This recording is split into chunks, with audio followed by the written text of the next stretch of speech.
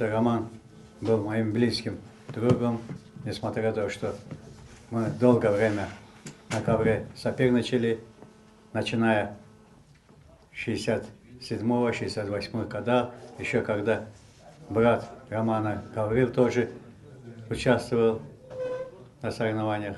Было время, когда на пьедестал почете между двумя Дмитриевыми братьями я находился.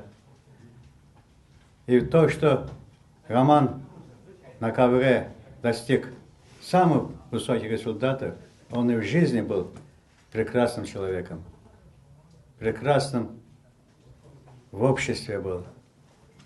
И то, что в память Романа проводится этот турнир, это, я думаю, что это турнир молодым ребятам, молодым борцам, которые продолжают достижения, достигнутые Романом, чтобы они достигли на этот уровень. И всегда с большим почетом, большим достижениями представляли эту Якутию. Роман всегда был связан с своим родным землей, родной своим Якутией, где родился, с этой районом он был всегда связан.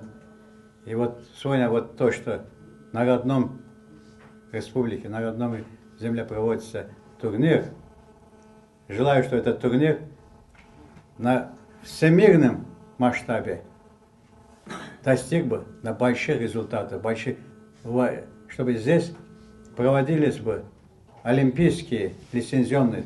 Этот турнир был бы лицензионным турниром на Олимпиаду, чтобы в дальнейшем. Я же думаю, что этот турнир, вот с первого раза вот я вижу, что организаторы очень такой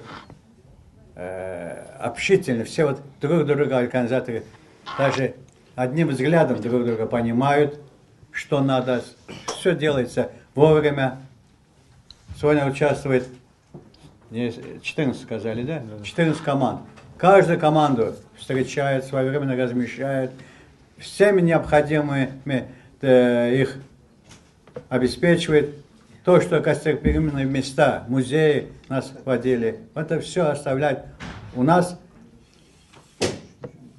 такой, о Якутии, о якутском народе большой такой впечатление, хорошее впечатление. Вот это, я думаю, что соревнования проведут на высшем уровне.